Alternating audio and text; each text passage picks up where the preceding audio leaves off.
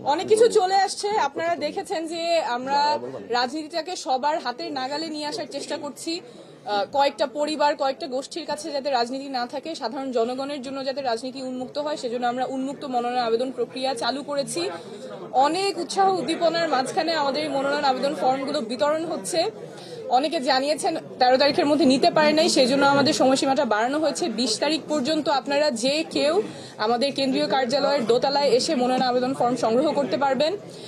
যারা আসতে চান না, বাসায় বসেই জনপ্রতিনিধি হিসেবে আবেদন করতে চান, তারা আমাদের অনলাইনে ওয়েবসাইটে nomination.ncpbd.org সেখানে গিয়ে আবেদন করতে পারবেন। আমরা একটা কথা বারবার বলি এবং আশা করছি এই প্রক্রিয়ার মাধ্যমে এটা আপনাদের কাছে আরো স্পষ্ট হচ্ছে, আগের রাজনীতি আর চলবে না। আমরা নতুন রাজনীতি করতে এসেছি, নতুন রাজনীতিটাই আমরা করব। স্বচ্ছ প্রক্রিয়ার মাধ্যমে আমাদের মনোনয়ন আবেদন প্রক্রিয়া চলছে। যারা সৎ, যারা যোগ্য এবং যারা আসলেই সংসদে গিয়ে জনগণের কথা বলবেন, দলের হয়ে কথা বলবেন না, জনগণের হয়ে কথা